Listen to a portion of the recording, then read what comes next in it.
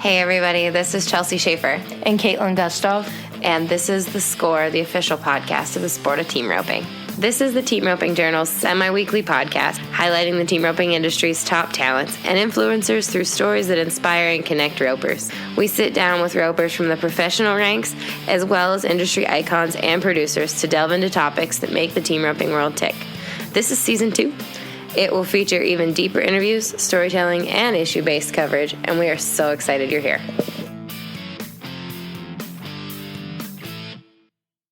Hey guys, we record this, just so you know the kind of sacrifices I make for the sport of team roping. We record this during the barrel racing. We did. I don't get to watch the barrel racing at Chelsea's the NFR. upset. I'm really not that upset. Everybody says to me, hey, did you see so-and-so? No, I did not. I'm doing the podcast talking to team ropers. Here we are. This is round 5, halfway point of the week. And I think it's just Groundhog's Day because we're talking to the same people 2 nights in a row every time. Yeah. Mm-hmm. So we just talked to Chad Masters and Joseph Harrison because they won 2 rounds. Very exciting. Their interview is really... I like when Chad comes out of his shell a little bit. He's funny. Chad's not what you think, I guess is what you say. I think that's the only way to describe Chad. Not what you think. No matter what you think, that's not right. Not it, huh? So I'm glad we got to visit with Chad. I'm glad we get to visit with Joseph. It's always enjoyable, kind of soaking that partnership up while it lasts. Yep. So without further ado, Caitlin, tell us what happened real quick in the round. All right, Chad and Joseph are 4-2.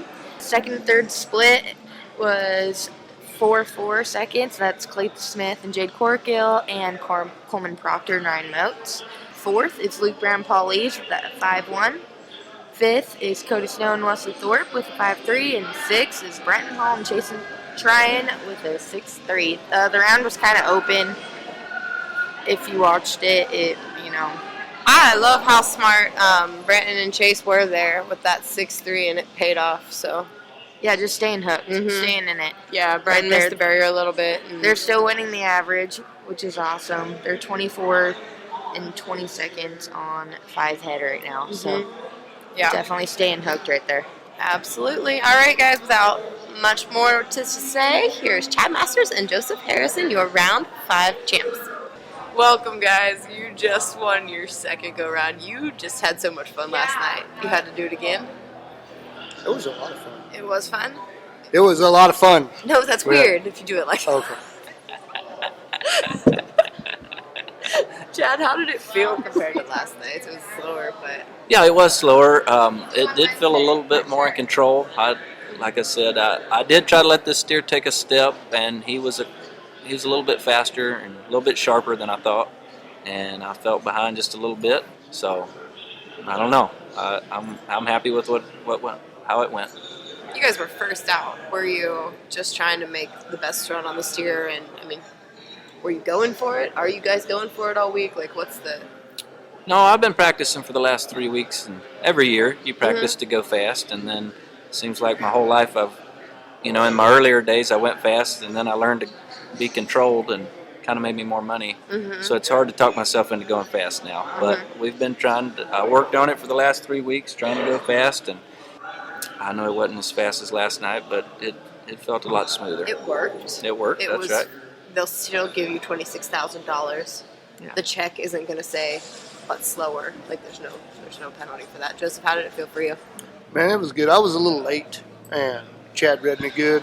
Just kind of waited on me, which was outstanding. Veteran move? Yeah, man, if he hadn't waited on me there, I'd have been in trouble. But he waited on me good, and like I said, I'd like to give a lot of credit for me getting a throw with that steer to my horse, to Main Street. He makes steers like where I dummy up and I'm late. Then he just closes the gap for me. And what does he do? It just I don't throttles know. down? Or? Well, he just don't. Well, I honestly don't think he can run that fast. But his steps aren't wasted. He doesn't go the wrong way first and then have to overcome that. He always goes to the perfect spot. So he doesn't have to be very fast, I don't guess. But anyway, steers like that make you really appreciate your partner and your horse. Yeah. I was going to ask you about that horse. You and I did a story on scoring. And People love that, and it's like you're the master or the score master. That yellow horse, does he? Clint can be a little more challenging to score for some. Does the yellow horse? Tell me about him. Tell me about riding him in the corner. He's really, really good in the box here. He when you ride in the box, he looks dead at the steer, so it makes you something that you don't have to focus on. Mm-hmm. I've only rode him. I rode him at a couple rodeos during the year, so it's it takes a little bit to get in tune with him, but I'm really pleased with how good he's been in the box this week. I've left myself a little early and maybe not made him look good a couple times, but I think he's been reading my swing a little bit when he's been leaving. Now, I don't get to watch the replay back. They don't show a replay back here. So does he leave just right off your hand? How do you score him specifically? It's funny that you talk about him and Clint. Clint, you've got to want out and to get him moving. And this one, if you move anything, he's ready to go. Mm-hmm. So you got to sit as still as you can, because if you pick up your reins, you move your rope, you lean forward, he's ready to go. Mm-hmm. So that makes him good here. You don't want one too dead. Mm-hmm. You already have your go-round buckle on. You took a world championship buckle off for your go-round buckle. And when I say world championship... Sounds dumb, huh? I mean, it's an AQHA world championship, which no discredit to that whatsoever, but... Yeah, but... You were so excited? Man, yeah, because 24 steers it took me to get one. Mm-hmm. And it's the only thing that I wanted. And obviously now that I have it, I want more. Mm-hmm. I want further up the food chain buckles. But at the same time, as fast as I could get it on my belt, that's what I wanted to do. So speaking of further up the food chain buckles, it is the midway point of the week. Projected world standings, if it ended tonight, Joseph, you would be the world champion healer. And wow, that sounds good. Unfortunately, you have to rope 5 more. Yeah, I know. Or fortunately. You get a chance at $26,000 a night, though, to do it. That so is it's kind of fun. part. Chad, you've been in this spot before, or you've been in this game before as far as the hunt for the world title. Are you considering it at all? Are you going to forget about it now that I've said it? Oh, I don't know. Everyone here, all of us, we hope it goes our way, and that's what we're all here to do, is to hopefully we have a good week or a great year and end up being the champ. It's a lot of tough guys to rope against. Like you said, Joseph's got a really, really good shot. So I'm great with it. If I could just do my job and help him get it, that'd be the best case scenario for me. If we had things go great, then it would work for my way. Yeah, you've been in a split world title position before. Not that we hope that juju on you guys at this point of the game. We've got a lot of steers left, but the split world title thing sucks. But I think we should just go ahead and get him one. And so if we too, get him another one, I'm for sure getting one. Exactly. I agree. We'll just do it like that. $70,000 already this week. You guys have won $69,000, I think it said. What do you? Any big plans for? What's NFR money mean for you guys in your careers? Well, it's just pay the bills, pay for your place and your truck and whatever Joey wants. Mm-hmm. You know what I mean? That's what I like to hear. Yeah, man, that kind of stuff. You got to have money for that stuff. So this is the place. What was funny is my first year rodeoing. My wife didn't really love it because we've gone a lot and that stuff, and we've always been kind of right beside each other. Mm-hmm. Well, she didn't really love it, but when we got done, when the national finals rodeo was over, my bank account looked better than maybe it ever had. Mm-hmm. Well, it's a no-brainer that if you can do good in a year and get to here, you got a chance to get ahead money here. And that I just really appreciate what they do for us and being able to rope for that kind of money every night. Mm-hmm. That's awesome. And you just built an arena, right? I did. How's that going? Putting on ropings and stuff? We have some ropings. We had some roping schools.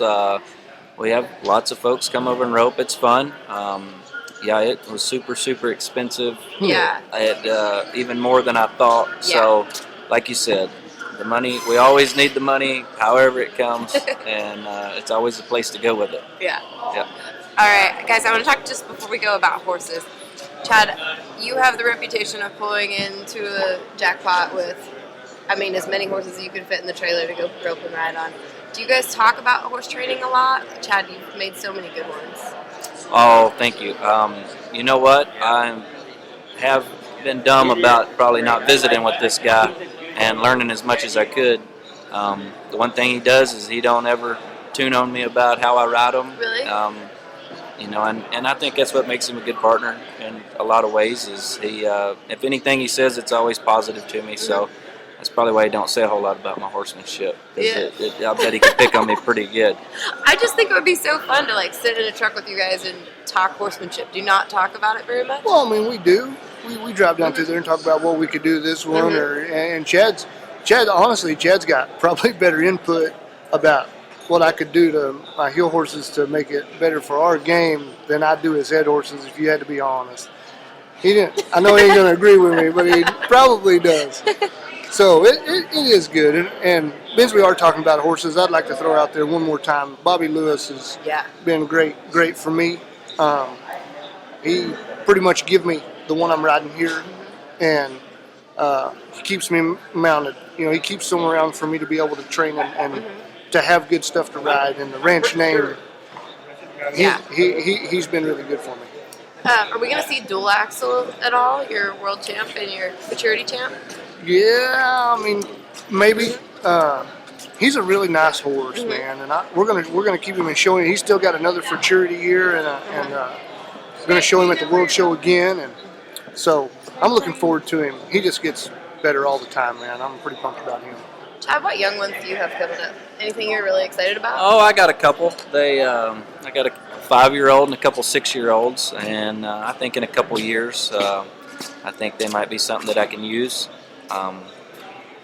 I think I've bought up to about 20 horses now, so I'm just always looking for the next one, and I feel like you got to own a lot of them to get one great one. So when I asked you that question about going to the jackpot with all those horses in the trailer, you just kind of gave me a blank stare. I was like, am I wrong? I thought you have a lot of horses. But no, I do. I do. I would probably be better off if I didn't have so many and focus on a couple of them. But, I think there's 2 or 3 ways to do it, but for me it's been better if I take 3 or 4 horses to a rope, and as soon as one works good, maybe ease up on him and put some runs on something else. And because only a few of them can just take the pounding every time, and a lot of runs at a young age. Awesome, guys. Well, the funny part is the ones that can take that, you really don't want to do it to them because those are the good ones. The ones that'll be good. So it's catch-22. You pound on one because he can take it, but it's also because he's got a chance to be great. Remind me, how old was Street when you really started using Street? Because he did he did everything, or the cowboys and stuff. I started hauling him to the rodeos when he was 8 or 9. 8 maybe. Yeah. Gotcha. All right, guys. Well, go celebrate again tonight. Thanks. This is a lot of celebrating for you guys. Yeah. All right, everybody. This episode of the Score Rope Vegas NFR Bonus Edition is brought to you by our amazing sponsors at Fastback Ropes, Resistol Hats, CSI Saddle Pads, and Soft Ride Boots. Hey, did you stop and check out the Athena yet from Fastback Ropes? You better go swing it, Caitlin. It's their new breakaway, and they've got it in all the booths here in Vegas. I'm definitely going to have to go try it tomorrow. Yeah. That's going to be first thing I do while I'm at the team roping at the South Plains. Yes, we'll get our breakaway rope. You don't want my opinion on the breakaway rope. It wouldn't be worth very much, but we'll get Caitlin to tell you what she thinks about it tomorrow. All right, everyone.